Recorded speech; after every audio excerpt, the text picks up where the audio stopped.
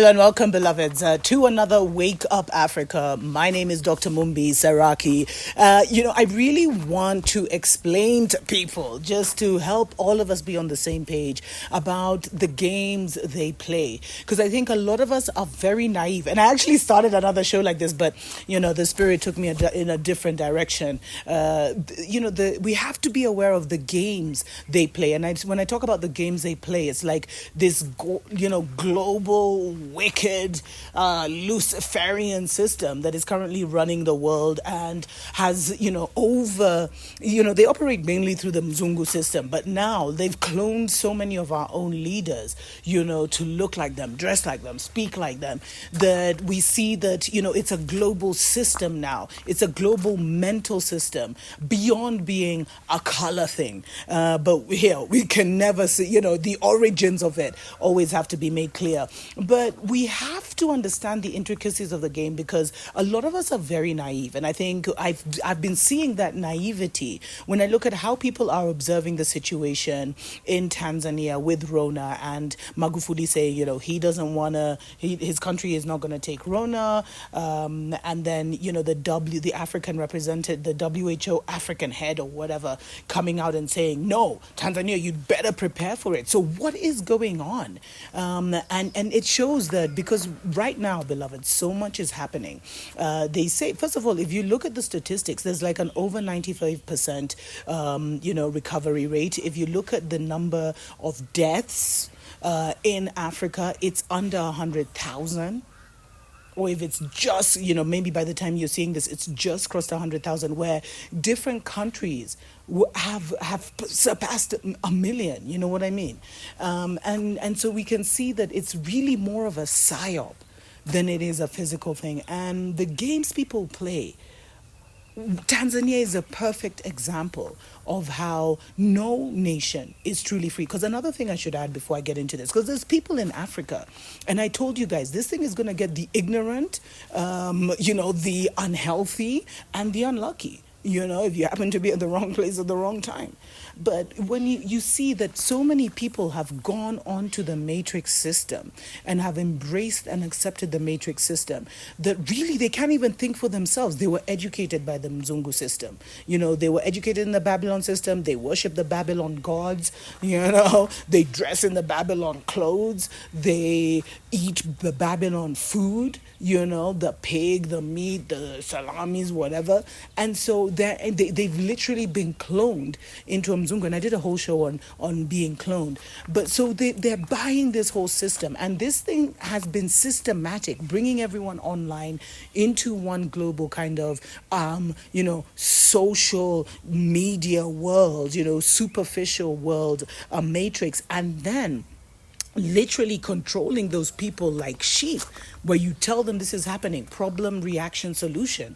You create the problem, the people react, you offer the solution. And we're seeing now, like, there's actually, if you even look closely in the media, there's been a drastic reduction in the number of cases in India, and international experts are wondering why, just like they were wondering why Africa hasn't been, ravaged by the pandemic. And then if you look at even deeper, you'll see how only 10 nations have gotten the vaccine and have been able to administer it to their people. 130 people haven't. And the United Nations, actually, I think the Secretary General, he actually released a statement. But problem, reaction, solution, the way he's saying we must vaccinate the world for the world to be safe, it's just like, it's just problem, reaction, solution. Then people will be like, yes, why is it so unfair? Then you'll have the Kagames of this world coming and saying, Africa must get it. Africa must get it. And then the next thing, the solution is,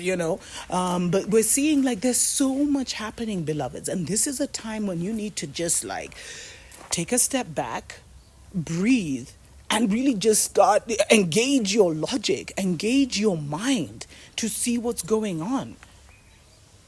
Because mind is soul.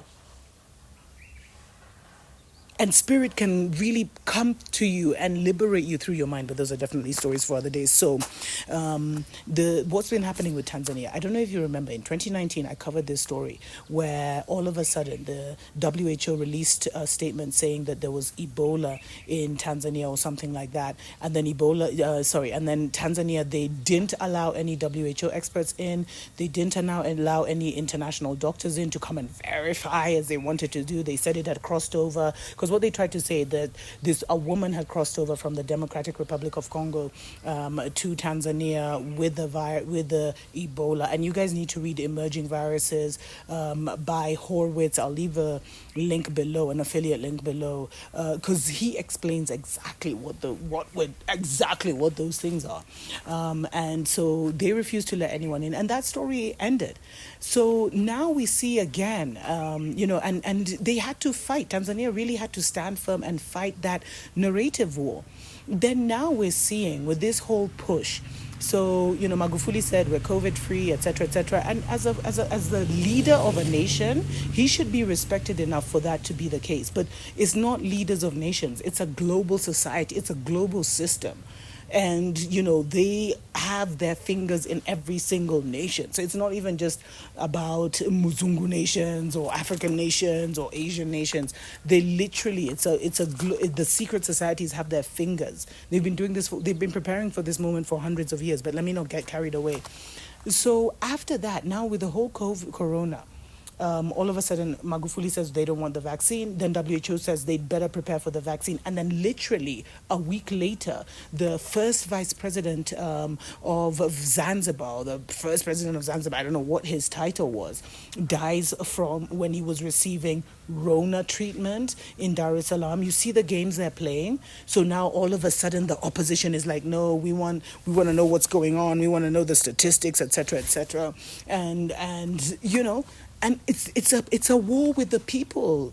And then now they're saying, BBC, I read another story by BBC, where they were talking about how Tanzanians are afraid about Rona, etc., etc. And then you have Kenyans here, the ignorant ones who are busy telling Tanzanians, yo, it's real, be careful. Yeah, even me, I'm ready for the vaccine. So, a number of our people just ain't gonna make it, beloveds. They're just not mentally there. And we need to strengthen our hearts for that. Those are definitely stories for other days. But the games they play, look at Tanzania closely. And look at how they're trying everything, propaganda, media, to make sure that Tanzania falls into line. And by seeing that, recognize what your governments and presidents are contending with. And they've already taken the Mzungu's money, eaten the Mzungu's food, just done all kinds of craziness. And imagine the stone and a hard place, they're in. And how they really are not in control. And what should you do about it? Move to the wilderness. Get yourself a little farm. Get to know your neighborhood. Move out of the city. Get out of the matrix as much as possible. And wait for Babylon to fall. But don't try, accelerate Babylon's fall or do this or do that. It's unhelpful. Use that energy for yourself. Until next time. Tuko pamoja.